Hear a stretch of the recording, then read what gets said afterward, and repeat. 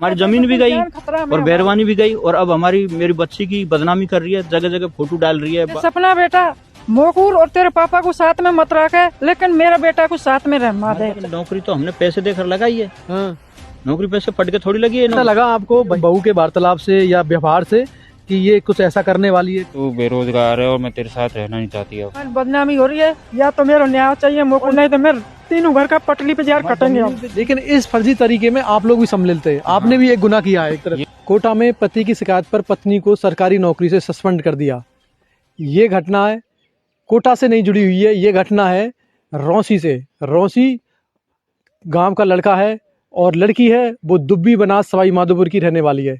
जमीन गिरवी रख के पत्नी को सरकारी नौकरी लगाया, लेकिन जैसे ही सरकारी नौकरी लगी पत्नी ने पति के साथ रहने से मना कर दिया। आज स्थित है हम उसी गांव में जहां लड़की ब्याह के आई, शादी करके आई, और शादी के बाद जैसे ही नौकरी लगी लड़की ने मना कर दिया। तो हमारे साथ आप देख रहे हो जो लड़की के पति थे वो भी है, साथ में ससुर भी है और सास भी है।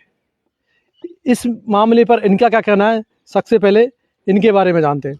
जी नमस्कार जी, क्या नाम है आपका? नमस्कार सर, मेरा नाम चेतराम है सर। चेतराम जी। हाँ। गांव का नाम? गांव रौंसी, हाँ। बड़ापुरा, तहसील नांदोती, जिला करौली। जिला करौली। हाँ जी। कब ये रिश्ता हुआ था? ये 2022 में हुआ था सर। 2022 हाँ। में? 2022 में 22 जनवरी को शादी हुई थी ये। 22 जनवरी को। हाँ। फिर मैंने ये वहाँ इनने कही हुई हम कोटा पढ़ेंगे पापा, वो हमारी वो बहू ने सपना ने हाँ। हम कोटा जाएंगे पढ़ने के लिए, छोरा भी प्राइवेट काम करो हमें रेलवे में। अच्छा।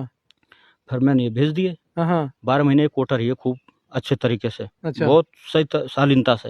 यानी शादी के साल भर तक दोनों साथ रहे? हाँ। बहुत अच्छे तरीके से रही है। मैं यहाँ से पूरा सामान पहुँचा वो। अच्छा। परचूनी जो भी सामान को चाहिए उसे सारा सिस्टम। शादी जब हुई तो उस वक्त वो सरकारी नौकरी में नहीं थी? हाँ। आपकी बहू? हाँ, जब नौकरी में नहीं थी। अच्छा। वो तो बाद में लगी थी नौकरी। तो मैंने इनको खर्चा दिया। उसके बाद में फिर इसका ये कोटा में जब रहते थे फिर वहाँ इनको मावसा सपना को मावसा का है ना, वो रेलवे में नौकरी करता था वहाँ कोटाई। अच्छा। वर्कशॉप में वेल्डर। फिर उनने बताई कि ऐसे ऐसे ये मनीष तो प्राइवेट काम करता है, ये हम खर्चा चलेगा तुम्हारा और मैं इसको सरकारी नौकरी लगवा दूँ तो कैसे हो जाए। फिर मनीष को बताई। साल भर साथ रहे, उसके बाद ऐसा क्या हो गया कि साथ रहने के लिए मना कर दिया पत्नी ने? साथ रहते ही बीकानेर में इसको जॉइनिंग मिल गई थी। अच्छा। तो फिर मेरे से कह रही है तू बेरोजगार है और मैं तेरे साथ रहना नहीं चाहती अब, और यदि रहना भी है तो तू बाहर जा कहीं कमाने के लिए, और मैं अकेली रहूंगी, मेरे साथ नहीं रखूंगी तेरे को। तो मैंने कहा तू नौकरी भी लग गई और पहले तो चलो ठीक है, मैं यहाँ पे भी कर सकता हूँ मैं प्राइवेट जॉब, तो बीकानेर में भी बाहर जाना जरूरी थोड़ी है। कि नहीं तू यहाँ पे रहेगा ही नहीं, मैं तो अकेली ही रहूंगी। अच्छा, बीकानेर में अकेली ही रहूंगी मैं? हाँ, साथ में नहीं रहेगा तू? साथ में नहीं रहूंगा। पहले शादी के बाद है साल भर साथ में रहे? साल भर तो साल बढ़िया रहे थे हम, कोटा बढ़िया रहे थे हम। प्राइवेट जॉब मैं करता था वहाँ पे, तो इसको कोचिंग भी कराया था मैंने आरती क्लासेज में। जेके बाद में या मासा ने कही हमसे कि है मेरे रिलेटिव में कोई जो नौकरी लगा देगा। तो मैंने नौकरी के लिए मेरे जो एजेंट था वो उससे भी बात कराई थी, लेकिन उसने पैसों की बात करी। फिर कितने क्या है तो मैंने बताई कि मैं 13 रुपया नहीं है मेरे खाना। अच्छा, कितने मांगे? 15 लाख। 15 लाख? हाँ। सरकारी नौकरी लगाने के 15 लाख की वो बोली थी। तो फिर मैंने घर पे बात करी थी पापा और इनसे, तो ऐसे ऐसे बात है और ये इसका मौसा ऐसे बोल रहा है। और तो फिर सोच विचार करके फिर उसका भी इंतजाम किया था हमने। कैसे इंतजाम किया? इतनी बड़ी रकम है 15 लाख, शायद एक इंसान के जीवन निकल जाता है कमाने में। 15 लाख की बात हुई सरकारी नौकरी रेलवे में लगाने की। जी। तो मेरे पिताजी ने जो हमारी जमीन थी 4-5 बीघे दूसरे पे लिख के तब पैसा कर्जे से लिया था। यानी गिरवी रख दी जमीन गिरवी रख दी थी। यानी कि बहू को नौकरी लगाने के लिए पुरखों की बाप दादाओं की जमीन है वो गिरवी रख दी। और उसके बाद में उसके मौसा ने चेतराम बावनवास ने मेरे से बोला कि जो भी ये तुम्हारा पैसा लग रहा है तो अपना लोन उठा के तुमको वापस दे देगी। अच्छा। और राजेंद्र कुंजेला ने मेरे से बोला था कि तुम्हारे पैसे डूबेंगे नहीं, काम एकदम सॉलिड काम करा दूंगा और नौकरी लगा के हटूंगा मैं। अच्छा। तुम्हारा रुपया डूबने नहीं दूंगा। तो इस भरोसे में हमने दे भी दिया, उनको नौकरी भी लग गई। अच्छा, यानी कि 15 लाख रुपए दे दिए और नौकरी लग गई। हाँ। तो नौकरी कैसे लगी वो, मतलब किस तरह नौकरी राजेंद्र ने पहले तो इसका फिंगर जो बायोमेट्रिक करवाया था डमी लड़की से, चंदूपुरा की रहने वाली थी, उससे फिंगर मतलब बायोमेट्रिक करा दिया। उसके बाद में कोटा में शिव ज्योति कॉलेज में इसकी एग्जाम लगी थी, तो एग्जाम देने के लिए वो लड़की बुलाई गई थी डमी वाली। तो वो हम भी गए थे, लेकिन हम तो बाहर रहे थे, लेकिन वो लड़की अंदर गई थी उसमें। यानी एग्जाम सेंटर में जो डमी लड़की को बैठाया। हाँ, डमी लड़की अंदर फिर गई थी, उसने राजेंद्र ने सेटिंग कर ली थी वहाँ पे कॉलेज में। कोई भी जांच नहीं हुई जिस तरह एग्जाम सेंटरों में चेकिंग की जाती है, जहाँ तमाम तरह की फोटो वीडियो आते हैं कि महिलाओं के लड़कियों के शॉल दुपट्टा स्टाफ वहाँ काट दी जाती, लेकिन वहाँ एक डमी कैंडिडेट अंदर जा रहा है, कोई जांच नहीं हुई? नहीं, वहाँ पे क्या है, मैनेजमेंट कर लिया था कोटा में कॉलेज वाले से राजेंद्र ने। अच्छा। उसके बाद में वो फिंगर भी उसका बायोमेट्रिक करवा दिया था। तो जैसे फिंगर लगाया तो उसमें लड़की के बजाय सपना का फिंगर खुल रहा था उसमें। बायोमेट्रिक करवाया था तो जो डमी लड़की थी लक्ष्मी मीना, उसके फिंगर से सपना मीना का फिंगर खुला था। अच्छा, यानी कि सॉफ्टवेयर में भी छेड़छाड़ की गई थी। तो वो लड़की को वो तो गई अंदर एग्जाम देने के लिए, एग्जाम दे भी आई, तो बाहर आके बोल रही थी हमसे, बढ़िया पेपर गया अंकल जी, तुम्हारा मतलब पापा जी से बोला था, टेंशन मत लो, आपका काम हो जाएगा, बढ़िया पेपर। वो लड़की कौन थी? वो चंदूपुरा की रहने वाली थी, लक्ष्मी मीना नाम है उसका। अच्छा। तो वो राजेंद्र ने बुलाई थी, उसके और भी कई सारी एग्जाम। यानी वो लड़की पक्ष की तरफ से ही उस लड़की को अरेंज किया? डमी कैंडिडेट बैठाने के लिए? वो राजेंद्र ने किया था। अच्छा, राजेंद्र कौन है? राजेंद्र गार्ड है रेलवे में, खूंजेला का रहने वाला, नांदोती तहसील का ही। वो किसका रिश्तेदार है? वो रिश्तेदार नहीं है, वो ये चेतराम जो मेरा मौसा ससुरा है, वो भी कोटा में नौकरी करता है वर्कशॉप में।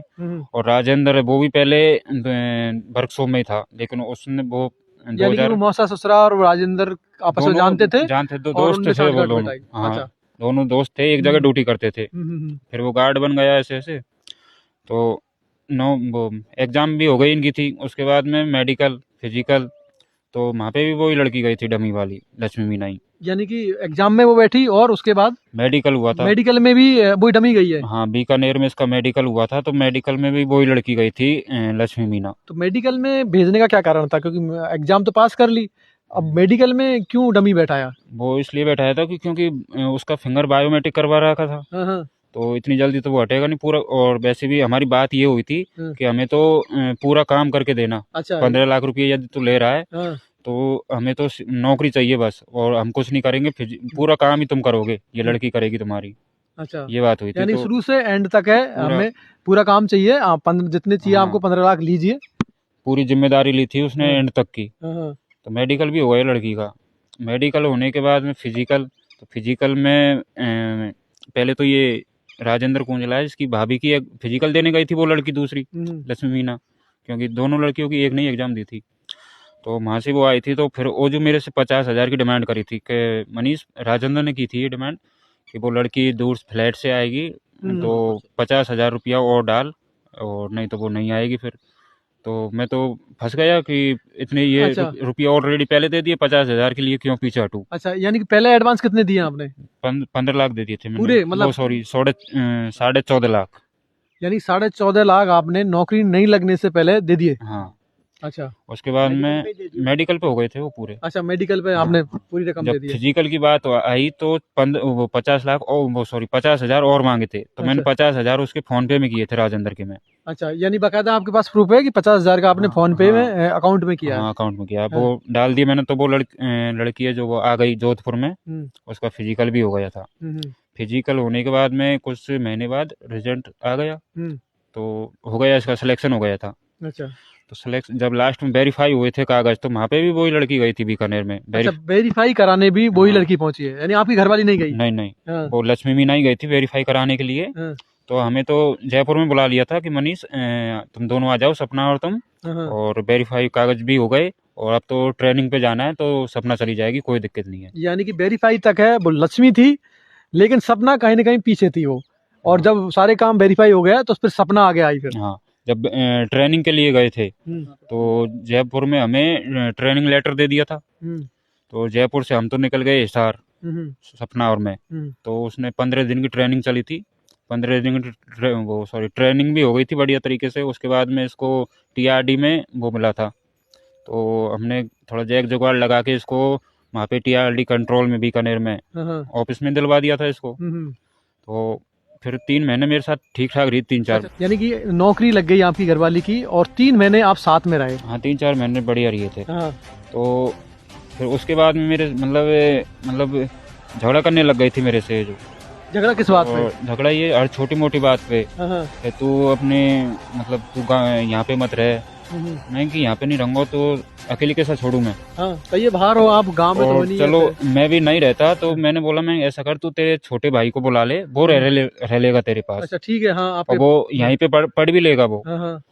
तो नहीं, मेरे को कोई नहीं रखना, मैं तो अकेला ही रहना चाहती हूँ। हाँ। तो मैं गांव में आया फिर। हाँ। तो गांव में मैंने मेरे घर वालों से भी बोला था। हाँ।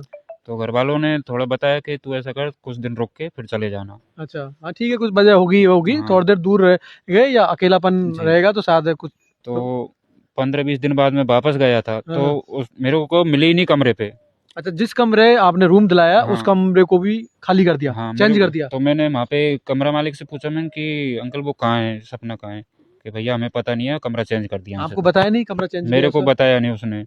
तो मैंने वहाँ पे मैं ऑफिस में गया था। तो ऑफिस में जाके मालूम किया मैंने, सपना कमरा चेंज किस कर लियो? कि वैसे ही कर लियो। और वहाँ पे मतलब कोई भी बहाना लगा देती थी कि पानी नहीं आता था, ये नहीं है। मैंने चल ठीक है, मैं ऐसे ऐसे आया हूँ।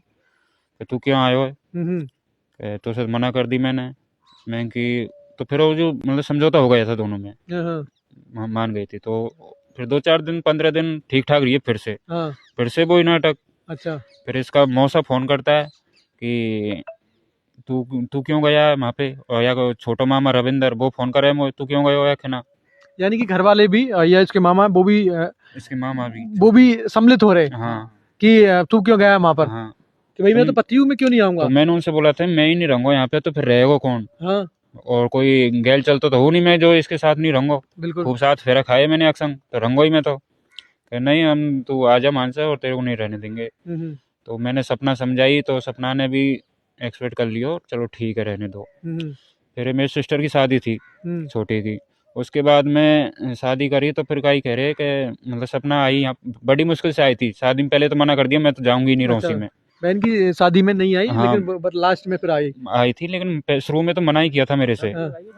फिर मैंने की कहा चाहिए तो तू कह तो आ क्यों नहीं रही ना? कि नहीं वो तो फिर मतलब उसने डिमांड करी थी मेरे को 15-20 हज़ार की ड्रेस चाहिए तब मैं आऊँगा। मैंने को जो पापा से बात करी मैंने ऐसा कह रही है। तो बुलाना भी जरूरी था उसको। तो खुद की नौकरी लग गई और 15-20 हज़ार रुपए की ड्रेस चाहिए। हाँ, तो उसको बुलाना भी जरूरी था। तो मैंने कि पापा से रुपया लिए तो मैंने बापू अकाउंट में रुपया डाले 15 हज़ार।